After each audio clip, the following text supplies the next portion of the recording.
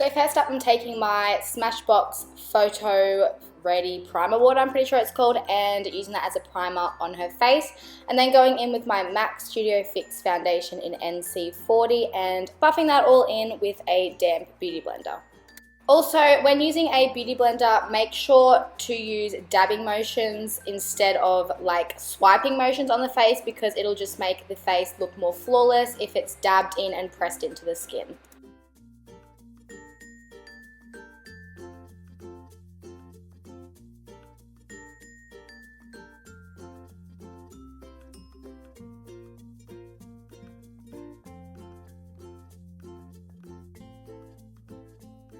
And then using my favorite concealer, which is the Maybelline Fit Me in Light. And I'm just using a Jessup concealer brush just to apply it under her eyes. And then I'll go ahead and blend that in and then apply it on her forehead, down the bridge of her nose, Cupid's bow, and on her chin. And then blending it out. And then I'm just using a smaller kabuki style brush and just blending in the hard to reach places such as around the nose and the tear duct area, because obviously you can't reach them with a beauty blender. And then I'm going in with my MAC Soft Ochre Paint Pot and priming her eyelids. I never use this stuff because I always just use concealer as a primer on the eyelids, but I remember to use it this time, so I used it.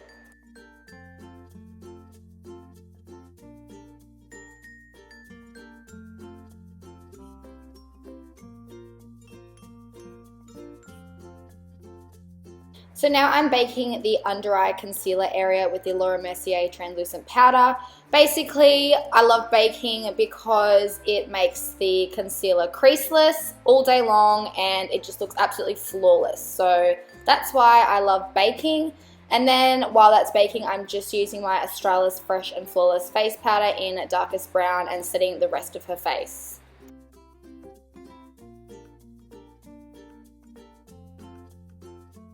So for eyebrows, I'm using my Anastasia Beverly Hills Pro Brow Palette, and I'm using the color Chocolate to fill in her brows.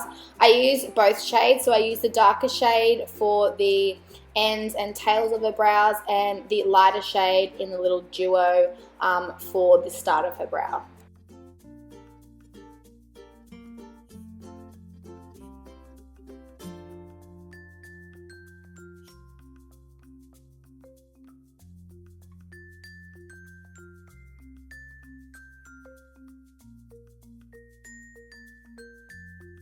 And then just using the light concealer again, I'm just carving her brows with a concealer brush.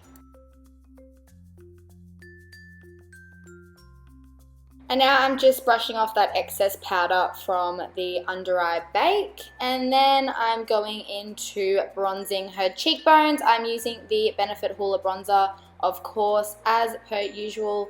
I'm just using a Sigma angled contour brush and yep, just warming up her cheeks first. And then I'll go ahead and make her cheekbones a little bit more chiseled using the Zoeva Luxe face paint brush.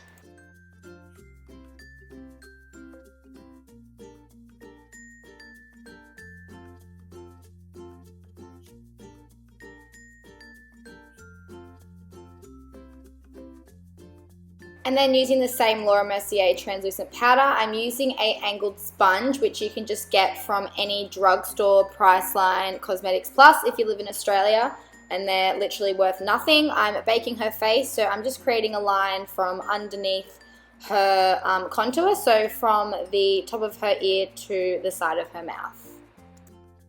I'm going in with the Sigma Heavenly Powder Blush and placing that on her cheeks with my Zoeva blush brush. And then I'm just brushing off that excess bake. And then I am highlighting with the Anastasia Beverly Hills So Hollywood highlighter and just placing that on the highest points of her cheekbones, under her brow bone, on her Cupid's bow, tip of her nose, and the bridge of her nose. So for the eyes, I'm taking my Makeup Geek Creme Brulee single eyeshadow and using that as a transition color and sweeping that over the majority of her lid and in her crease.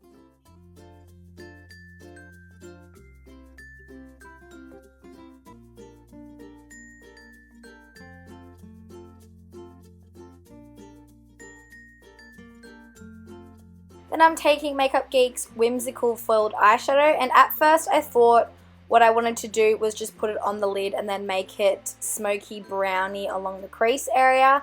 But then I changed my mind and decided that I wanted that eyeshadow just in the inner corner area and then the browns on the outer corner area.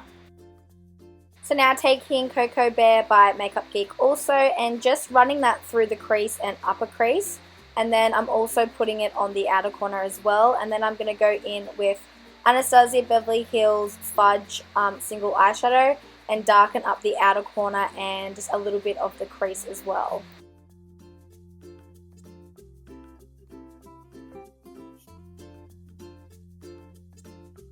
And then to highlight the brow bone, I'm taking Makeup Geek Shimmer Shimmer and placing that underneath the brow bone. So for winged liner, I like to use the Maybelline Eye Studio in black. So I line the whole lid first, and then I get the client to open their eyes, map out the wing, then I get them to close, and then I connect everything together. It is seriously the best way to do winged liner ever. I only discovered it about 6 months ago, and it literally makes it so much easier. But yeah, practice does make perfect. Winged liner on other people is so hard. So if you're struggling, just keep on practicing and I'm sure you'll get there. And then I'm just taking my disposable mascara wand. I actually use Benefit Roller Lash and I'm just coating her top and bottom lashes in preparation for false lashes. Just a trick, if you get eyeliner on the lid, make sure you wait for it to dry and then just scrape it off with a Q-tip. It comes off so easy. Just thought I'd let you guys know. So now I'm lining her waterline also with the Maybelline Eye Studio in black and I'm just using that same winged liner brush. I love using gel liner in the waterline because I think it lasts all day and night, and yeah, it's just like the most pigmented way of putting black in your waterline in my opinion. And then I am taking Mocha by Makeup Geek and smoking out her lower lash line just so it doesn't look like just a black line. And then I'm putting some mascara on her bottom lashes. So for lashes, I'm using the Red Cherry lashes in the style 747M. And I've used the House of Lashes lash glue, which is my fave lash glue ever. For lips, I'm going in with MAC Boldly Bare lip liner, and over the top I'm using MAC's Faux lipstick. And then just went over the top with a clear gloss. You can use any, I actually can't remember which one I used, sorry. This is the final look. I hope you guys enjoyed it. I did try and play around with a red lip, so I used Ruby Woo lip liner by MAC with Russian red lipstick over the top. Don't forget to give this video a thumbs up if you enjoyed it, and I will see you next time. Bye!